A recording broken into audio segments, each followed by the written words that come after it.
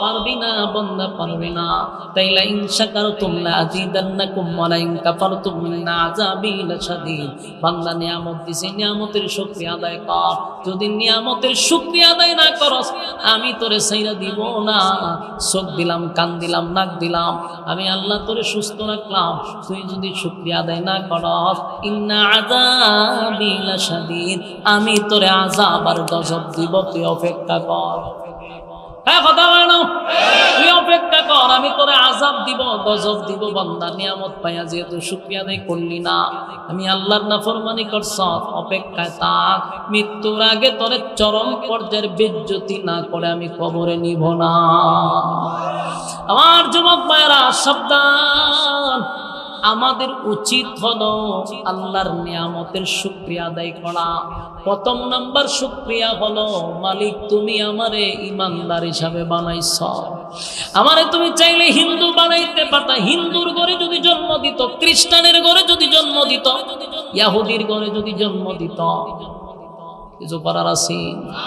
বিধর্মীদের ঘরে যদি জন্ম দিত রে, কোনো কিছু করার ছিল না।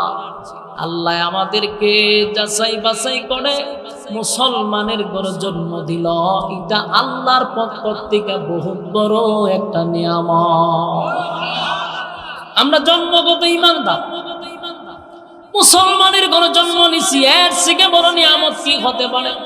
আরেকটা নিয়ামত হলো সমস্ত নবীকুলের সম্রাট নবী মুহাম্মদুর রাসূলুল্লাহ সাল্লাল্লাহু আলাইহি ওয়াসাল্লাম, আমার নবীর আখিরি জামানা পয়গম্বরের উম্মত বানাইয়া আমার আল্লাহ আমাদেরকে পাঠাইছে। সুবহানাল্লাহ। হ্যাঁ, খুশি না বেজার? আরো জোরে কারা কারা খুশি? আব্দুল্লাহ দেখায়া দেন। লিল্লাহি তাকবীর, লিল্লাহি তাকবীর। এই পৃথিবীটাই হলো পরীক্ষার হল, পরীক্ষার হল, পরীক্ষার হল। কারণ এই ছোট্ট একটা জিন্দেগি, এখানে আসছি মাত্র একটা পরীক্ষা দেওয়ার জন্য। পরীক্ষায় যদি পাস করি, জান্নাতুল ফেরদাউসে আল্লাহ মেহমানদারি করাবে। ফেল যদি করি, জাহান্নামের নিকৃষ্ট জায়গায় জায়গা দিবে। তাহলে আমরা মূলত আসছি কিসের জন্য? পরীক্ষা দেওয়ার জন্য। আল্লাহ বলে, বান্দারে তুই কি মনে করছ আমি তোরে অনর্থক বানাইছি? তুই কি মনে করছ আমি তোরে অযথা বানাইছি? আফা হাসিবতুম আন্নামা খালাকনাকুম আবাসান ওয়া আন্নাকুম ইলাইনা লা তুরজাউন। বান্দা অনর্থক বানাই নাই, অকারণে বানাই নাই, বান্দা নিজ প্রয়োজনে বানাই নাই। ওমা খালাকতুল জিন্না ওয়াল ইনসা ইল্লা লিয়াবুদুন। মানব দানব দুইটা জাতিরে বানাইছি শুধুমাত্র কেবলমাত্র আমি আল্লাহর গোলামির জন্য। আমার যুবক ভাইরা, তাহলে রব্বি কারীম বান্দাদের উদ্দেশ্যে স্পষ্ট ঘোষণা দিল, বান্দা শুন, অনর্থক বানাই নাই। এই পৃথিবীটা একটা পরীক্ষার হল। এই পরীক্ষার হলে যদি পরীক্ষা দিয়ে উত্তীর্ণ হতে পারস, ওয়াদা দিলাম আমি আল্লাহ জান্নাতুল ফিরদাউসের মেহমান বানাবো। আমি আল্লাহ নিজেই মেজবান হইয়া তোরে খাওয়াবো। শর্ত হলো ঈমানের উপরে অটল থাকা। কিন্তু আজকে এই জামানায় ঈমানের উপরে অটল থাকা বড় কঠিন। বড় ইমাম সাহেব ঈমানের উপরে টিকে থাকা বড় কঠিন, বড় আলেম ঈমানের উপরে টিকে থাকা বড় কঠিন। সাধারণ পাবলিক তারও মুসিবতে আছে। এই জামানাটা হলো ফিতনার যুগ। ঈমান লইয়া বেঁচে থাকাটা বড় কঠিন, বড় কঠিন। এই জন্য ঈমানের প্রতি আমরা সচেতন থাকতে হবে। যদি তোমার ভিতরে ঈমান থাকে, কসম খোদা তোমার উপরে যে পরীক্ষা হবে তে কোনো সন্দেহ নেই। কারণ ঈমানদারের এই পরীক্ষা হয়, বেঈমানের উপর পরীক্ষা না, ঈমানদারের উপর পরীক্ষা হয়। যদি বান্দা পরীক্ষায় তুমি টিকতে পারো, যুবক ভাইরা, পরীক্ষা হবে রে। আল্লাহ বান্দারে বহুভাবে পরীক্ষা করে। কেউ রে অসুস্থ বানাইয়া পরীক্ষা করে। দেখা যায় নিজেও অসুস্থ, বিবিও অসুস্থ, বাচ্চা কাচ্চাও অসুস্থ। এমন একটা অবস্থা, ধৈর্য হারা হয়ে গেছে। তখনও যদি লোকটা বলে সব হালতের উপরে আলহামদুলিল্লাহ, আল্লাহ আমার রোগ দিছে গো, আমার বিবির রোগ দিছে, সন্তানদেরকে রোগ দিছে, আমি সব হালতের উপরে আলহামদুলিল্লাহ। বুঝতে হবে বান্দা পরীক্ষায় ফার্স্ট ডিভিশনে পাস করছে, কথা হয় না। যুবক ভাইরা, আবার কাউরে আল্লাহ গরিব বানায় পরীক্ষা করে রে, এমন গরিব বানায় এক বেলা খাইলে আরেক বেলা খাইতে পারে না। পাশের বাড়ির মানুষটা গুস্ত দিয়া খায়, কুরমা ফুলাও প্রতিদিন রান্না করে খায়, এই গ্রান ওই দরিদ্র বাড়ির মধ্যে যায়, সে গ্রান শুকে আর হয় আল্লাহ আপনি আমার যেই হালতে রাখছেন সেই হালতের উপরে আলহামদুলিল্লাহ। যদি বান্দা বলতো আল্লাহ আমার পাশের বাড়ির মানুষের বাড়িতে কুরমা পোলাও রান্না করে, আল্লাহ আপনি আমার এমন অবস্থায় রাখছেন, কি অপরাধ করলাম আপনি আমার এমন কেন রাখলেন? আপনি কি খালি আমারই দেখেন আর কেউ দেখেন না? এরকম কথা হয়নি, হয় এরকম কইন না লোক বেশি। কিন্তু বান্দা তুমি পরীক্ষায় ফেল করলা, পরীক্ষা আসবে বিভিন্ন রূপ ধরে, কাউরে গরিব বানাইয়া পরীক্ষা করে, কাউরে অসুস্থ বানাইয়া পরীক্ষা করে, আবার কাউরে আল্লাহ ধনী বানাইয়াও পরীক্ষা করে, কাউরে আল্লাহ কোটি কোটি কোটি টাকার মালিক বানাইছে, গ্রামেও বাড়ি, ডাকাতেও বাড়ি, বেগম পাড়ায়ও বাড়ি, সব জায়গায় বাড়ি আর বাড়ি, খালে বিলে বালু টালু যাদের সব বিক্রি করে খালি টাকা বাড়ে, খালি বাড়ে। আল্লাহ ভাই বেশি বাড়িস না, তোরে আমি ধন দিয়া পরীক্ষা করছিলাম, তুই পরীক্ষায় ফেল করলি, আমি আল্লাহর দেওয়া নিয়ামত পাইয়া নাফরমানি করলি, আমি আল্লাহ তোরে ধন দিছিলাম ভালো কাজের জন্য, ব্যয় করলি খারাপ রাস্তায়। কনসার্টে গানের আসরে লাখ লাখ টাকা দিয়া দেয়, মাদ্রাসা মসজিদের লেগে গেলে 500 টাকার উপরে দেয় না, দিয়ে আর একটা বেশি মার, ঠিক নেই? আর যদি ভাই আমরা মমতাজ আবার আনছি, এখন তো না ডিম থেরাপি দিতেছে, আবার সব কারাগারে যারা আছে সবাই বইয়ে বইয়ে হয়তো ওনার ভাইটা যা গান টান শুনতেছে, এরকম হইতে তো পারে যে আমরা যখন আজের আছি তো তুমি আমার একটা গান গাও, আমরা হুন বইয়ে বই তে মমতাজে গান গায়, আর জেলার ভিত্তি যারা আছে সবাই আততালি দেয়, এরকম হইতে পারে। কিন্তু আমাদের দেশের সিস্টেম হইল কনসার্ট হইলে, গানের আয়োজন করলে নেতারা যেমন বুক ফুলাইয়া টেকা দেয়, আমার নামে লিখতে যা লেখো একটা চেক দিয়া দিব, কি গর্ব অহংকার নিয়ে টেকা দেয়। আর আমরা এই দেশের নেতারা এখন তো মন্দিরও টেকা দিতেছে, আরে বাবা রে বাবা, এক দুইটা বুড়ের লাগে এখন দেখা যায় মন্দিরও গিয়া হয় আমি সব ইট দিলাম, কেউ টাইলস দিলাম, মন্দির বানাবেন। আমাদের ইসলাম বলে হিন্দুরা যেহেতু আমাদের দেশে হলো সংখ্যালঘু, তাদের সেভ করা আমাদের ইমানি দায়িত্ব, আমরা তাদের পূজায় বানসুর যেন না হয়, তাদেরকে সেফটি দেওয়া এতটুকু আমাদের দায়িত্ব, তাদের মন্দির খৈরা দেওয়ার দায়িত্ব আমরা না, কথা বুঝতেছেন? তাদের মন্দির ঘুরে দেওয়ার দায়িত্ব আমাদের না, এটা রাষ্ট্র করে দিবে। তুমি কেডা? মার থেকে মাসির আদর নিবেশি। এগুলা দেখবেন মসজিদেও গিয়া হয় আমি আছি, মন্দিরে গিয়া হয় আমি আছি।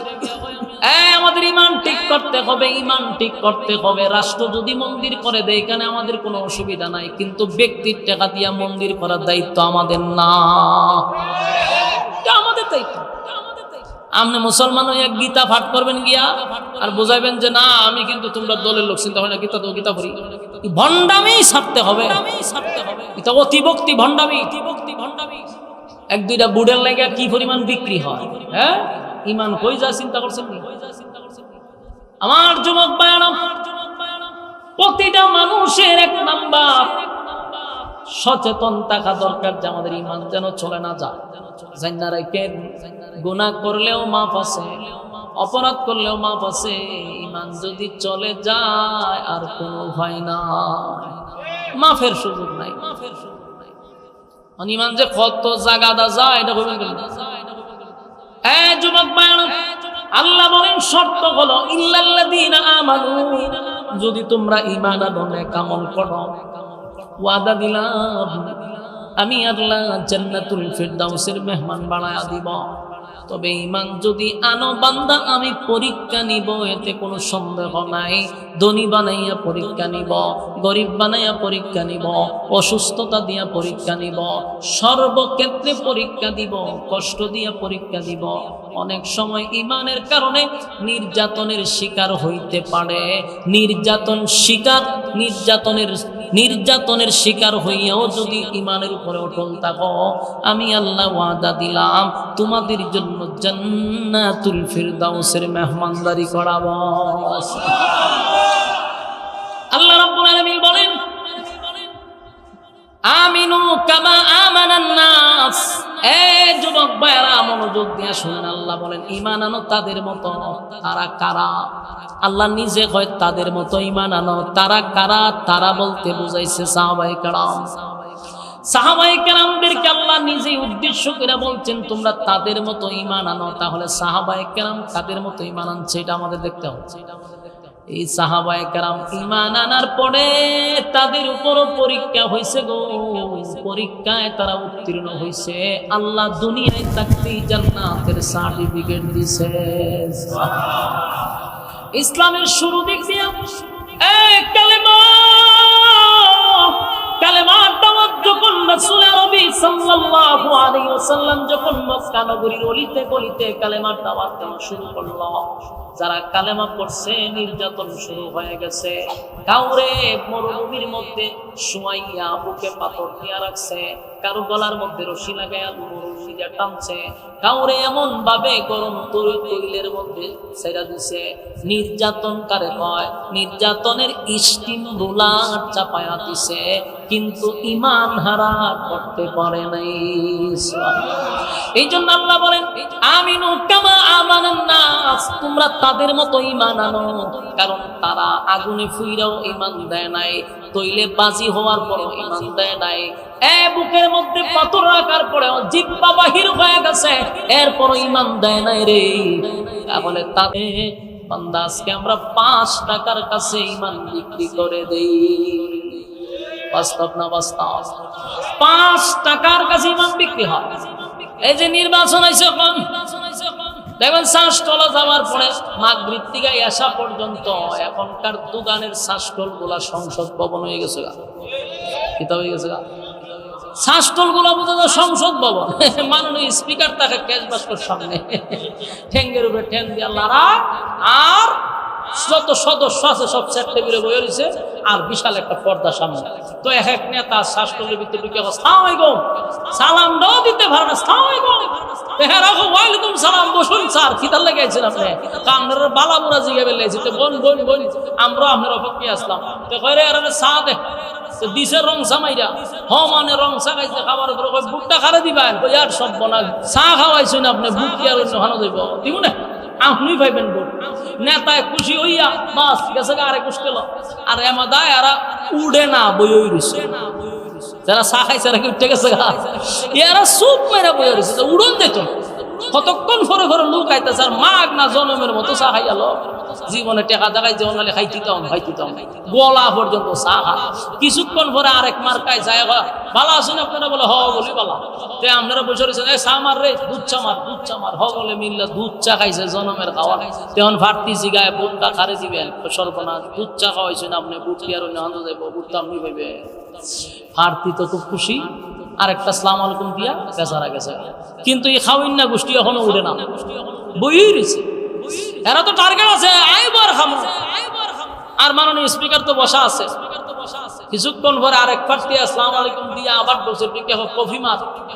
কফি খাওয়ার পরে জিগায় বুট কারে দিবেন, কফি খাওয়াইছেন আপনি, বুট কি অন্য হানো যাইব, বুট আপনি পাইবেন। আচ্ছা বুট পাড়া দিল কয়জন রে? বিক্রি হয়েছে নি? কথা কেন? এই জন্য আমাদের সমাজে এখন 5 টাকার কাছেও ঈমান বিক্রি হয় রে। একটা বুট ওয়াদা দেয় 5 জন রে, ঠিক না বেঠি?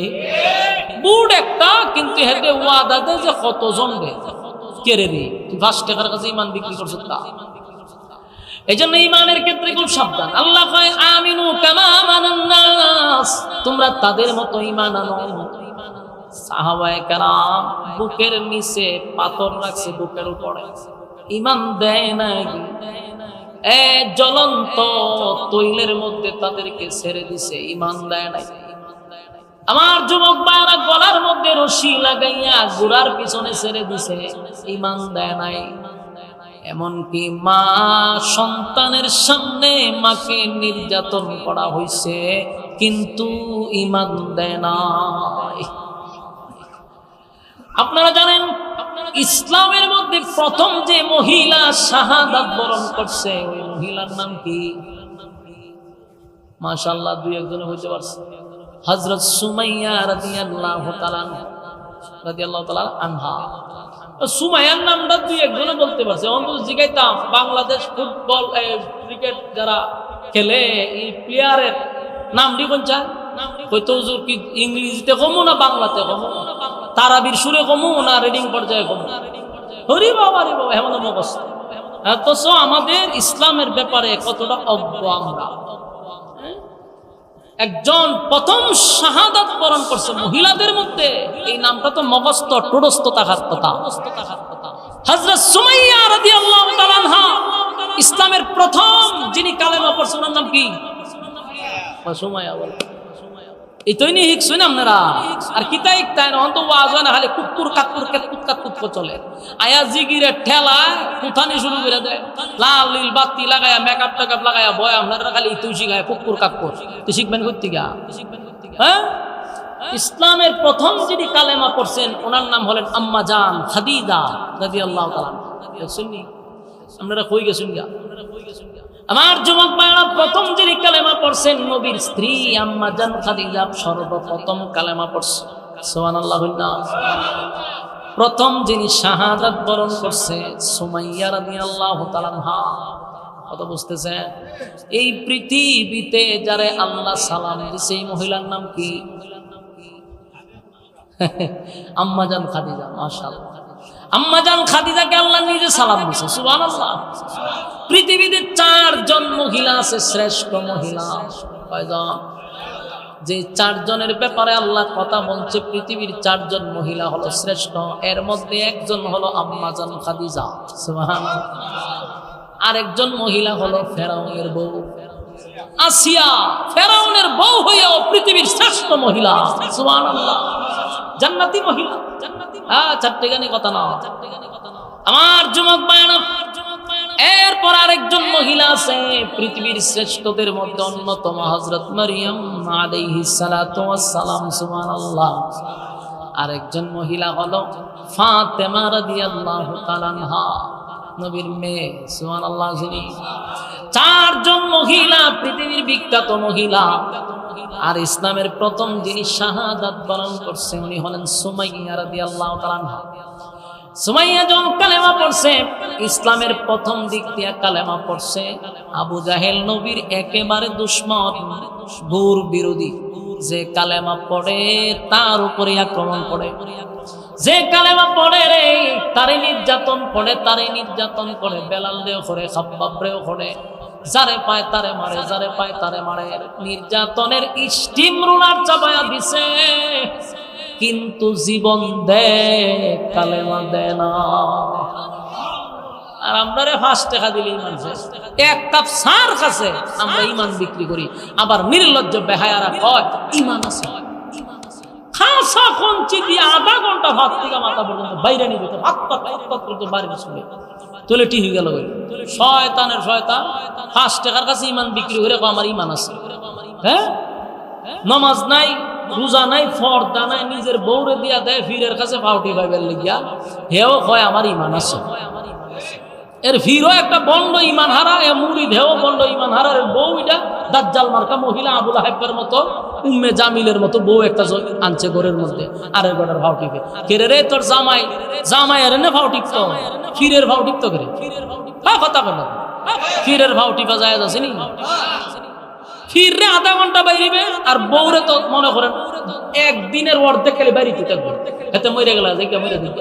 শয়তানের বাচ্চা, তুই বাচ্চা থেকে কিনা করতে স্বামী বেচারা হারা দিন কাজকর্ম করে, তার ভাও টিপা দিয়ে খামো লাগবো, তুই আরেকবার ভাও টিপস। শয়তানের শয়তান আছে না নাই? নাই, আমি এমনি কইতেছি, নিজে দেখতে কইতেছি, দেখছি আমি।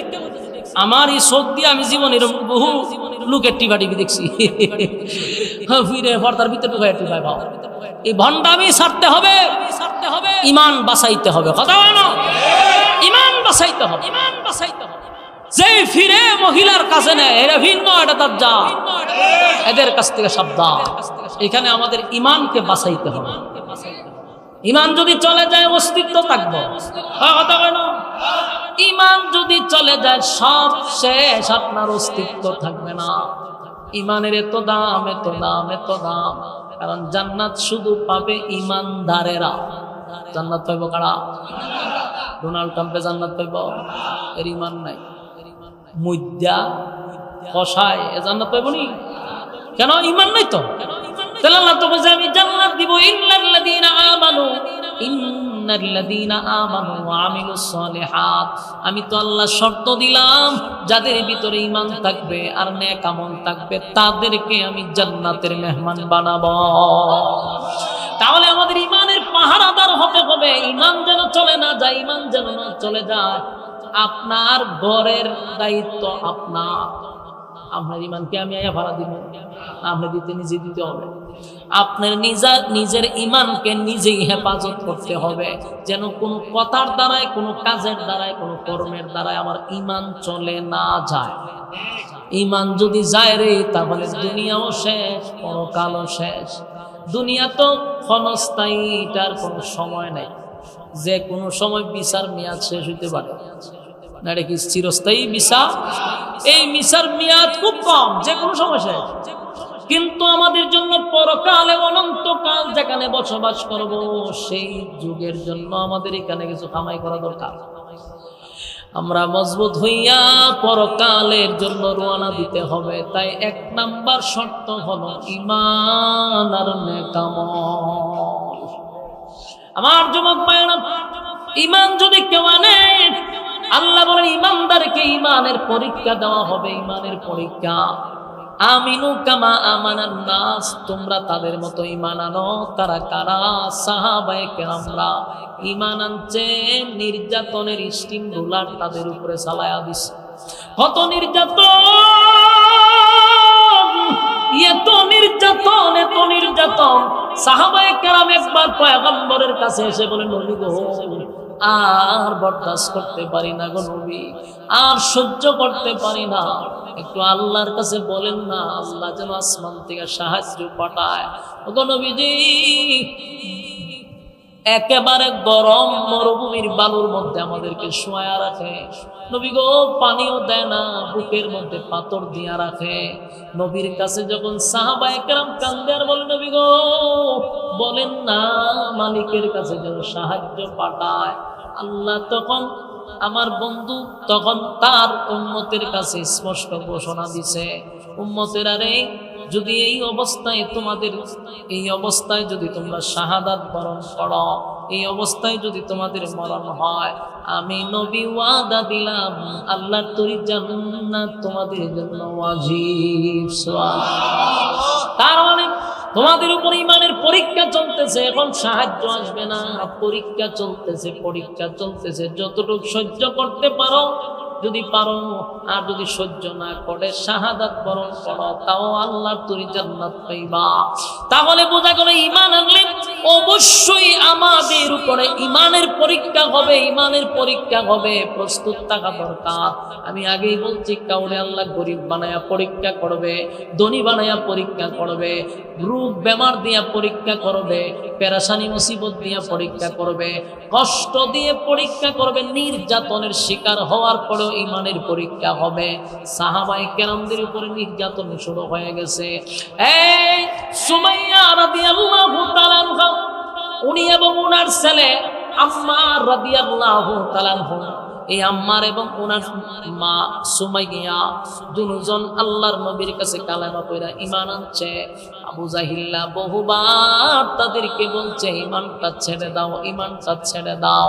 তারা বলল জীবন যেতে পারে ঈমান ছাড়বো না, কোনোভাবেই ঈমান ছাড়ে না। আবু জাহিল্লা একদিন রাস্তার মধ্যে আবু জাহেল, আম্মার রাদিয়াল্লাহু তাআলা এবং সুমাইয়া রাদিয়াল্লাহু তাআলা আনহা দুজনকে রাস্তার মধ্যে আটকায়া দিল। আটকায়া দুইটা গাছের সঙ্গে বরাবর মা এবং সন্তানকে দুই গাছের সঙ্গে ভালো করে বাঁধছে।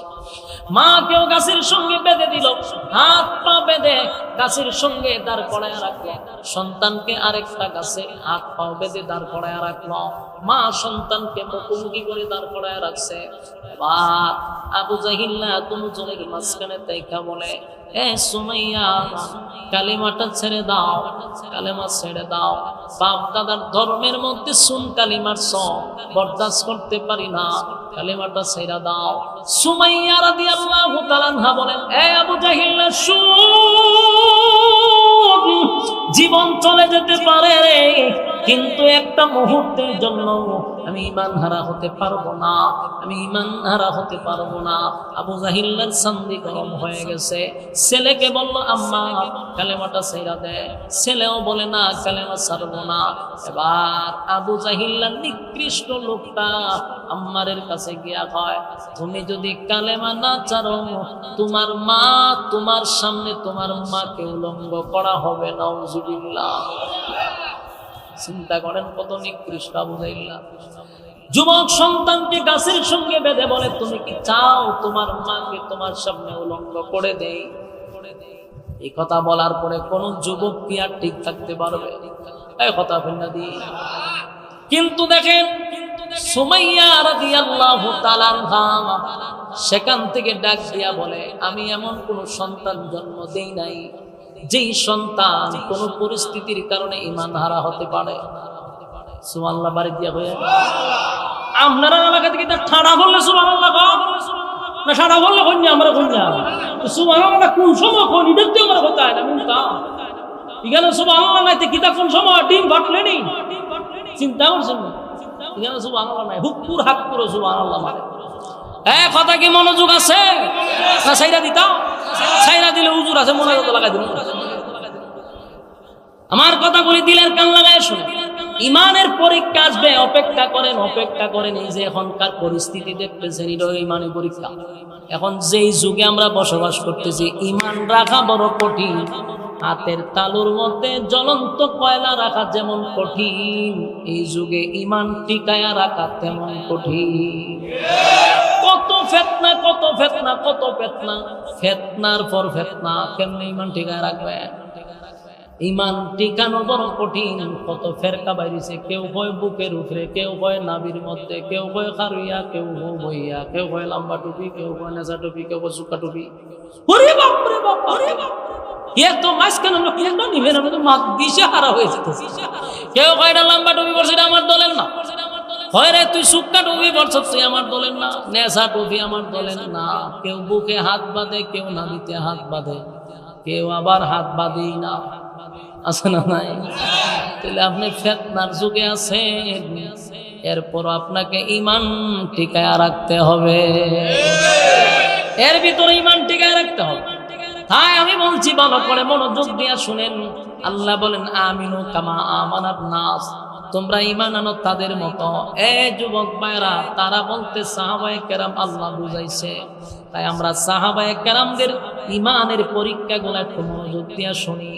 একটা যুবক ছেলের সামনে যদি তার মাকে উলঙ্গ করে দেওয়া হয়, ওই ছেলেটা কি কোনোভাবেই বরদাস্ত করতে পারবে? আবু জাহিল কত খারাপ, কত বড় খারাপের খারাপ। কয়, আম্মা রে, তুমি যদি কালেমা না ছাড়ো তাহলে তোমার মারে উলঙ্গ করবো। আর মা এটা কি জাত মা? আমরার মা না। ওই মা ওই অবস্থায় বলে, সন্তান, আমি এমন সন্তান জন্ম দেই নাই, আমার কারণে আমার সন্তান ঈমান ছেড়ে দিবে, এমন সন্তান জন্ম দেই নাই।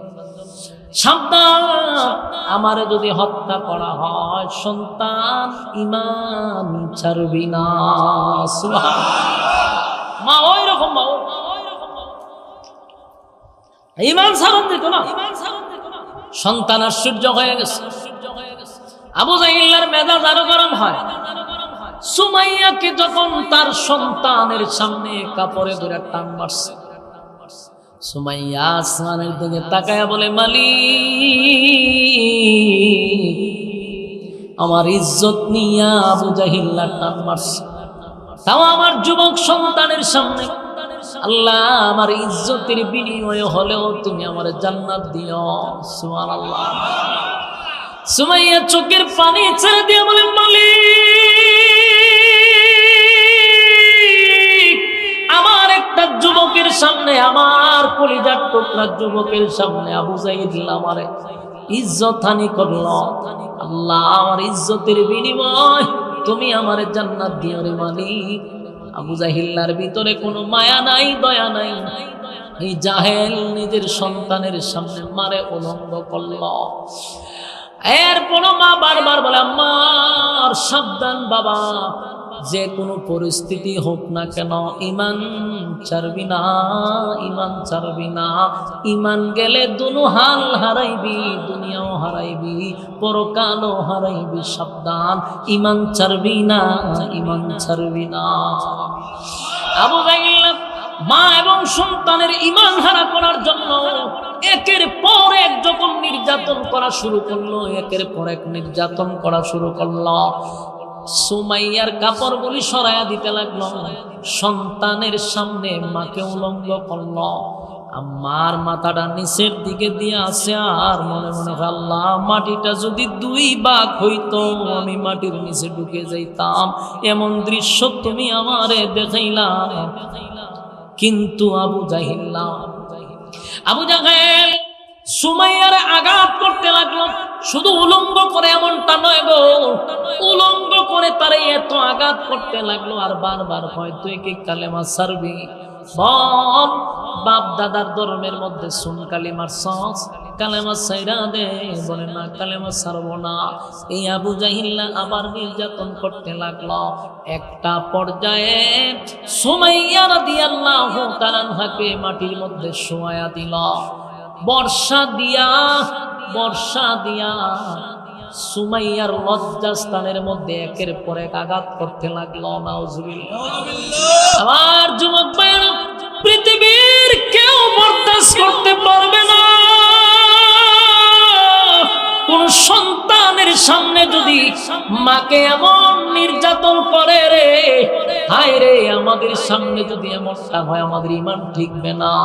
আমরাই তো ঈমান টিকতে পারবো কিনা আল্লাহ বালা জানে। আমাদের যেই পরিমাণ ঈমান দুর্বল, আমরা যেখানে 5 টাকার কাছে ঈমান বিক্রি করি, আর এমন হালত যদি আমাদের সামনে আসে, আমরা কতক্ষণ টিকব? আল্লাহর কাছে দোয়া করেন, আল্লাহ এমন পরিস্থিতি আমাদেরকে দিয়েন না। আমরা যে বড় দুর্বল ঈমানদার, আমরা বড় দুর্বল ঈমানদার। এমন অবস্থা যদি আমাদের চোখের সামনে আসে, মালিক আমরা তো ঈমানের কাছে টিকব না, আমরা দুর্বল। আল্লাহ এমন পরীক্ষা তুমি আমাদের মতো দুর্বল ঈমানদারকে দিও না।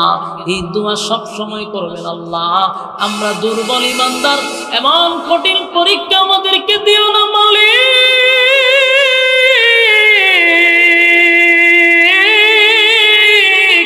এমন ঈমান এমন পরীক্ষা আমাদের মতো দুর্বল ঈমানদারকে দিও না। আম্মার রাদিয়াল্লাহু তাআলা আনহা মাটির দিকে তাকায় আছে আর বলতেছে, মালিক মাটিটা যদি 2টা ভাগ হইতো, আমি নিচের দিকে ঢুকে যাইতাম। আমার কলিজার টুকরা মাকে আমার সামনে উলঙ্গ করে এই বর্ষা দিয়ে লজ্জাস্থানে একের পর এক আঘাত করতে লাগলো। রক্তকরণ হচ্ছে। সুমাইয়া ওই বর্ষা নিচে তাইকা জীবনের শেষ মুহূর্ত যখন উনি দুনিয়া থেকে চলে যাবে, শাহাদাত বরণ করবে, এমন সময় নিজের সন্তানকে উদ্দেশ্য করে বলছে, আম্মার রে সাবধান, বাবা আমি মনে হয় এখনই পৃথিবীর থেকে বিদায় হয়ে যাব। এই মুহূর্তে হয়তো বা আমি পৃথিবীর থেকে চিরবিদায় হয়ে যাব, কিন্তু বাবা শেষ নিঃশ্বাস পর্যন্ত ঈমানের উপরে অটল থাকবি, ঈমান বিক্রি করবি না, একটা জবান বন্ধ রাখবেন না। বলুন আল্লাহু আকবার। আর জোরে বলুন আল্লাহু আকবার। ঈমানের আওয়াজ দিয়ে বলুন আল্লাহু আকবার। সাহাবায়ে কেরামদের ঈমান, সাহাবায়ে কেরামদের ঈমান। আল্লাহ বলেন, আমিনু কামা আমানান নাস, এরে ঈমান আনো তাদের মতো। এই জন্য আল্লাহ সাহাবায়ে কেরামদেরকে, এই জন্য আহলে সুন্নাত ওয়াল জামাতের আকীদায় যারা আমরা সাহাবায়ে কেরামদেরকে মাপকাঠি মনে করি। কেন মাপকাঠি মনে করি? তারা ইসলামের জন্য যা করছে সবগুলোর উপরে আল্লাহ কিন্তু রাজি আর খুশি ছিল। এই জন্য অনেক সাহাবীদের ক্ষেত্রে নবীকে আল্লাহ জানায়া দিয়েছে, নবী গো আপনার অমুক সাহাবীকে আমি জান্নাতি ঘোষণা করলাম। দিলাম, অমুকরে জান্নাত দিয়া দিলাম, অমুকরে জান্নাত দিয়া দিলাম। 10 জন সাহাবীকে দুনিয়ায় থাকা অবস্থায় জান্নাতের ঘোষণা দিয়া দিল। এরা যেভাবে ঈমানের পরীক্ষা দিছে, আমরা যদি এমন পরীক্ষা আসে, কয়জন আমরা ঈমানের ক্ষেত্রে দাঁড়ায় থাকতে পারবো? হ্যাঁ, কথা কইল না। সাবার বেলা, ফাফরবাজির বেলা আমরা 1 নাম্বার। আমরা সাবা দিয়া কই আমরা ঈমান আছে, কিন্তু ঈমান নামক থার্মোমিটার দিয়া যদি মাপা হইতো, দেখা যাইতো বক্তারও ঈমানের কোটা 0, শ্রোতারও ঈমানের কোটা 0, ফিরেরও দেখা যাইতো ঈমানের কোটা 0, মুরিদানেরও ঈমানের কোটা 0। আল্লাহ বাঁচাইছে, ঈমানের থার্মোমিটার নাই, তাই আমরাও সাবাবাজি করে চলতেছি। কথা বল না, ঈমানের থার্মোমিটার না থাকার কারণে ফিরাগি আমরা করতেছি। আমরা বুজুর্গে গিরি দেখাচ্ছি, গুরু আনতেছি, ছাগল আনতেছি, উরুস করতেছি, দরবার সাজাইতেছি, কারণ ঈমান মাইপা দেখার মতো কেউ নাই। তাই গাঞ্জা খায়াও কয় আমি ফির, গাঞ্জার আসল লয়া হইবি। কথা কয় না। আজকে দেখলাম সচিবালয় অথবা বড় বড় ম্যাজিস্ট্রেট যারা, এদের সামনে বৈশা লালনের এক ধরনের ফকির আছে না, জটমট লাগে তাই, এদের পক্ষে একজনে বসাইছে। তো এই বেচারা ম্যাজিস্ট্রেটের সামনে দাঁড়ায় কয়, যদি আপনারা গাঁজা বন্ধ করে দেন তাহলে লালনের মাজারে 30 জন লোকও যাবে না। হ্যাঁ, বেটা নিজে কইতেছে, ওই লালনের মাজারের একজন ব্যক্তি নিজেই কইতেছে, মানে একটা আইন পাস হয়েছে, মাজার থেকে গাঁজা এরপরে ইয়াবা এগুলো দূর করবে, কারণ অধিকাংশ মাজারে এখন গাঁজা সেবন হয়। অধিকাংশ আপনি শালির যান গিয়া দেখবেন সব গাঞ্জুটি হিরুন চেক কেন বসে রয়েছে। আপনি কেল্লার মাজারও যান, এক সাইডে গিয়ে দেখবেন সব জোড়াওয়ালা শীত বিদরা ধুমা উঠতেছে, বাবা না বাপ বলায় না, সবাই খারাপ, আল্লাহর ওলিরা খারাপ এটা বলি নাই। মাজারকে কেন্দ্র করে কিছু গাঞ্জুটিরা গিয়া এখানে গাঞ্জার আসর বসায়।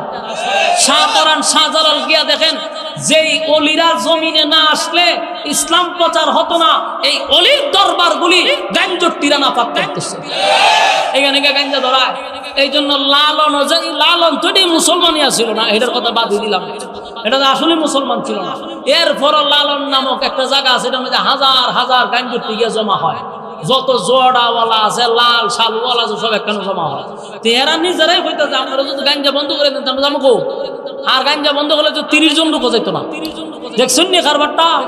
এরা নিজের মুখ দিয়ে এরা নিজেই হয়, গাঞ্জা না থাকলে আমরা নাই। তার মানে মাজার এই আল্লাহর ওলিদের জমিন তারা নাফাক করতেছে। আমরা যে মাজারের ব্যাপারে কথা কই, একটা পঞ্চান, আমরা কি কোনো ওলির বিরুদ্ধে কথা কই? ওলিরা কি কইয়া গেছে গাঞ্জা খাইতো? ওলিরা তো বলে যায় নাই, তোরা ওলির জমিন দ্বারা নাফাক করতেছ, তোরা গিয়ে নাফাক করতেছ। এই জন্য আমরা কথা বলতে বাধ্য হই, আমরা তো ওলির বিরুদ্ধে না। এই বাংলাদেশ ওলিদের মেহনতের কারণে আজকে মুসলমান হয়েছে। এই বাংলাদেশে নবী রাসূল আসে নাই, নবী রাসূল আইছিল, আমরা বাইতে থাকছে চাচাজি কইছে বলে। এই বাংলাদেশে নবী রাসূল আসে নাই তো। এই দেশে ইসলাম প্রচার করছে পীর আউলিয়া, কিন্তু এখন পীর আউলিয়াদের মাজারগুলির মধ্যে সব গাঞ্জুটি গিয়ে জমলছে। এরারে বানাইছে সেজদার জায়গা, অথচ মাজার হলো জিয়ারতের জায়গা। মাজার জিয়ারতের জায়গা, সেখানে গিয়ে জিয়ারত করবেন। জিয়ারত করা সুন্নাত, নবীর সুন্নাত আদায় করার জন্য জিয়ারত করবেন, কিন্তু সেখানে গিয়ে সেজদা মারণ দিত না। কথা কই না দি? সম্মানিত শুধু এই জন্য আমি আপনাদেরকে যে উদ্দেশ্য বলতে চাই, এটা হলো আমাদের ঈমানের ক্ষেত্রে, আকীদার ক্ষেত্রে আমরা খুব সচেতন থাকতে হবে। যদি আপনারা সচেতন না থাকেন, ঈমান লয়ে যাবে না, ঈমান নিয়ে যাবে তো, কারণ ঈমান সুরাইছে বাংলাদেশ, ঈমান সুরেরা ঈমান লয়ে দৌড় মারে। আমার যুবক ভাইরা, ঈমানের ক্ষেত্রে আমাদের মারাত্মক সচেতন থাকতে হবে। সাহাবায়ে কেরামদের মতো আমরা ঈমান আনবো, যত মুসিবত হোক, যত বিপদ হোক, আমরা কিন্তু ঈমানের ব্যাপারে বড় কঠোর আছি না। আল্লাহ বলেন, জান্নাতে জান্নাতের ভিতরে যদি তোমরা যেতে চাও তাহলে শোনো, এক নাম্বার শর্ত হলো ইল্লাল্লাযীনা আমানু, ইন্নাল্লাযীনা আমানু ওয়া আমিলুস সালিহাতি কানাত লাহুম জান্নাতুল ফিরদাউসি নুজুলা। এক নাম্বার হলো ঈমান, দুই নাম্বার হলো নেকামল। তোমরা যদি ঈমান আর নেকামল আলো তাহলে ওয়াদা দিলাম কানাত লাহুম জান্নাতুল ফিরদাউসি নুজুলা। আমি আল্লাহ তোমাদেরকে জান্নাতুল ফিরদাউসের মেহমান বানায়া দিব। সুবহানাল্লাহ, সুবহানাল্লাহ। এরপর আল্লাহ বলেন খালিদিনা ফিহা লা ইয়াবগুনা আনহা হিওয়ালা। এই যুবক ভাইরা, আল্লাহ তাআলা বলেন সর্বদা তোমরা সেখান থেকে কোথাও যেতে চাইবে না। মানে জান্নাতের ভিতরে যদি কেউ একবার ঢুকে, যদি কেউ একবার জান্নাতুল ফিরদাউসের ভিতরে ঢুকে যায়, তার মাথায় কোনোদিন চিন্তাও আসবে না খালিদিনা ফিহা লা ইয়াবগুনা আনহা হিওয়ালা। সে কোনোদিন চিন্তাও করবে না যে এই জায়গা ছেড়ে আমি অন্য কোথাও যাব।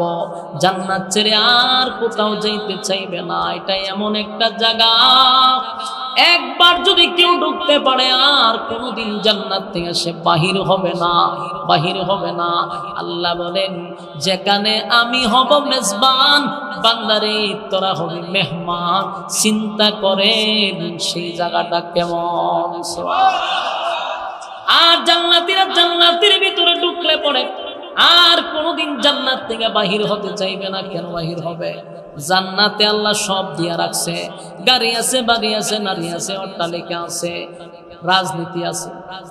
কথা কই না, রাজনীতি আছে। কেমনে? বুড়াবুড়ি আল্লাহ কয় রাজনীতির দরকার নাই, এমনি রাজত্ব দিয়া দিবে।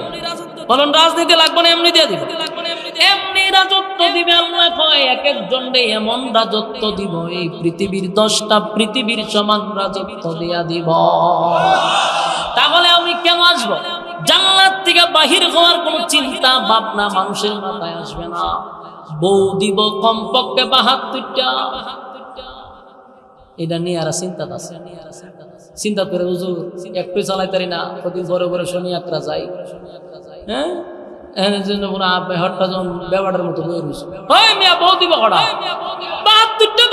সর্বনিম্ন আপনার কিটাতে বাড়িতে মন চাইব নি? আর এটা কি দুনিয়ার বউ? একটা বউ যদি খালি পৃথিবীর কোন সাইড দিয়ে আঙ্গুল বাড়াইছে, সূর্যটা জায়গা বন্ধ যেত। সুবহানাল্লাহর আওয়াজে বোঝা যায় যেরকম ব্যাপার না।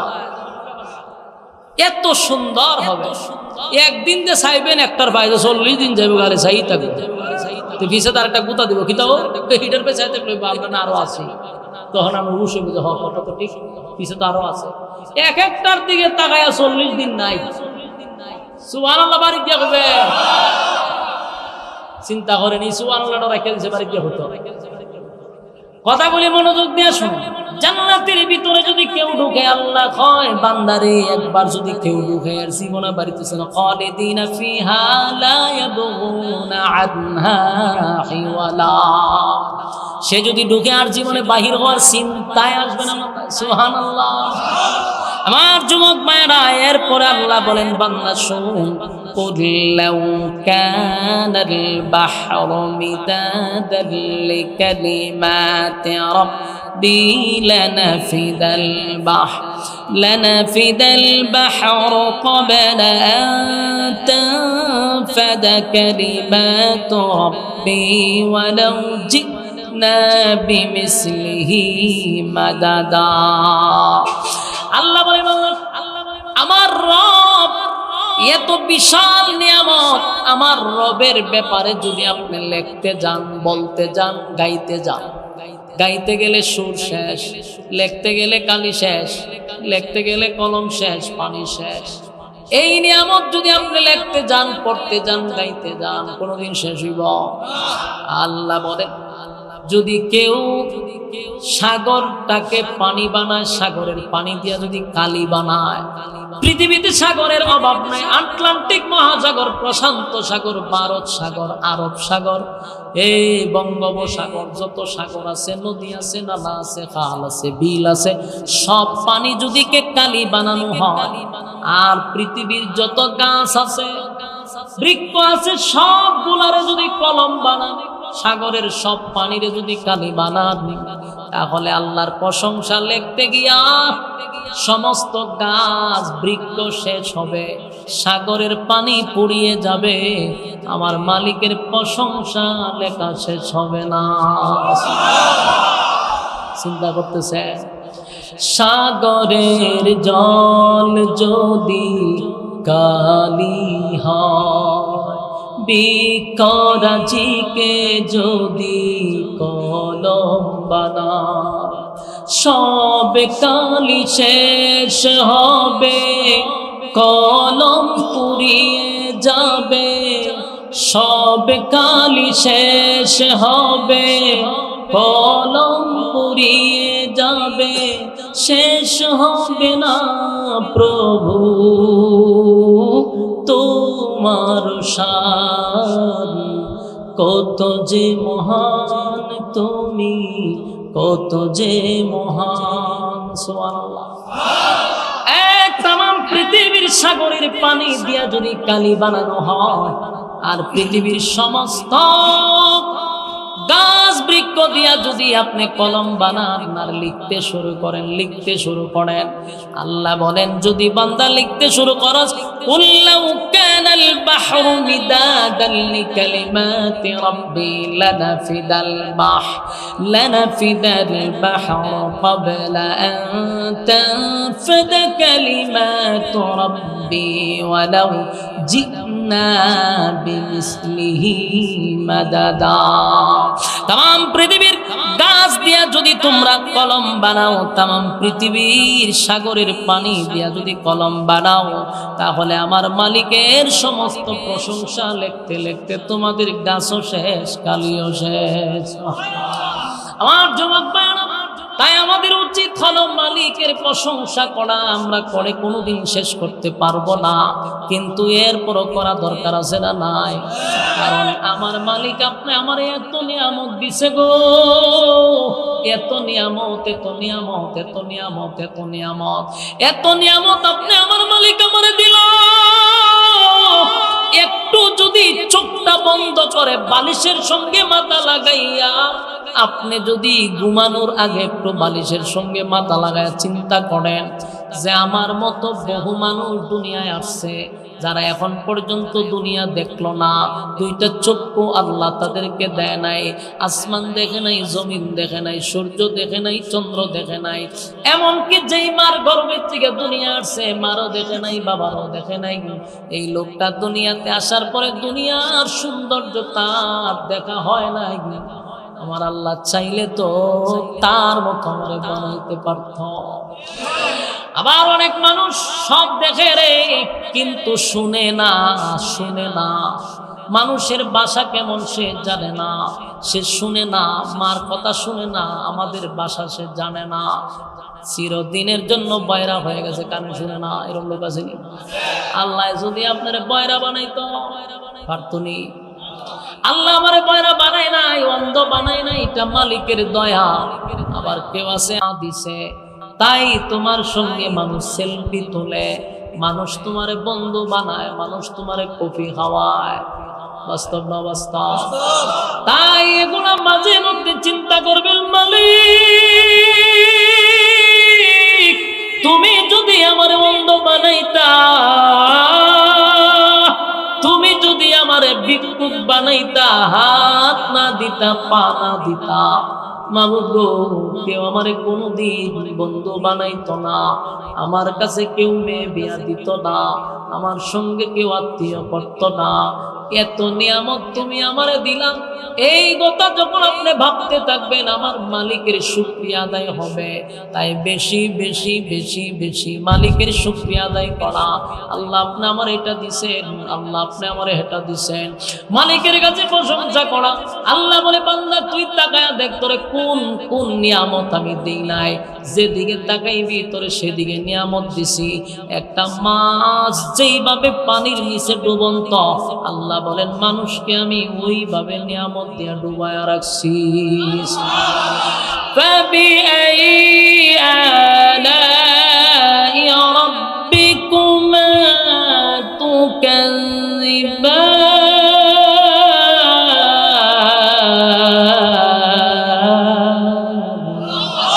আল্লাহ বলেন কোন কোন নিয়ামতের অস্বীকার করবি, পারবি না বান্দা, পারবি না।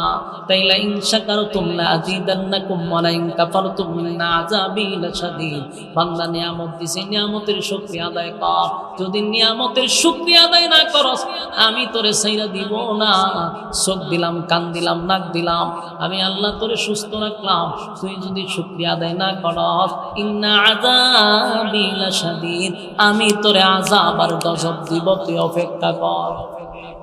কথা বলো, তুই অপেক্ষা কর, আমি তোরে আযাব দিব, গজব দিব। বান্দা নিয়ামত পাইয়া যেহেতু শুকরিয়া আদায় করলি না, আমি আল্লাহর নাফরমানি করছ, অপেক্ষায় থাক। মৃত্যুর আগে তোরে চরম পর্যায়ের বেজ্জতি না করে আমি কবরে নিব না। আমার যুবক ভাইরা সাবধান, আমাদের উচিত হলো আল্লাহর নিয়ামতের শুকরিয়া আদায় করা। প্রথম নাম্বার শুকরিয়া হলো মালিক তুমি আমারে ইমানদার হিসাবে বানাইছ। আমারে তুমি চাইলে হিন্দু বানাইতে পারতা, হিন্দুর ঘরে যদি জন্ম দিত, খ্রিস্টানের ঘরে যদি জন্ম দিত, ইহুদির ঘরে যদি জন্ম দিত, কিছু করার আছে? বিধর্মীদের ঘরে যদি জন্ম দিত রে, কোনো কিছু করার ছিল না। আল্লাহ আমাদেরকে যাচাই বাছাই করে মুসলমানের ঘরে জন্ম দিল, এটা আল্লাহর পক্ষ থেকে বহুত বড় একটা নিয়ামত। আমরা জন্মগত ঈমানদার, মুসলমানের ঘরে জন্ম নিছি, এর থেকে বড় নিয়ামত কি হতে পারে? আরেকটা নিয়ামত হলো সমস্ত নবীকুলের সম্রাট নবী মুহাম্মদুর রাসূলুল্লাহ সাল্লাল্লাহু আলাইহি ওয়াসাল্লাম, আমার নবীর আখিরি জামানার পয়গম্বরের উম্মত বানাইয়া আমার আল্লাহ আমাদেরকে পাঠাইছে। সুবহানাল্লাহ। খুশি না বেজার? আরো জোরে কারা কারা খুশি? আব্দুল্লাহ দেখা দেন। লিল্লাহি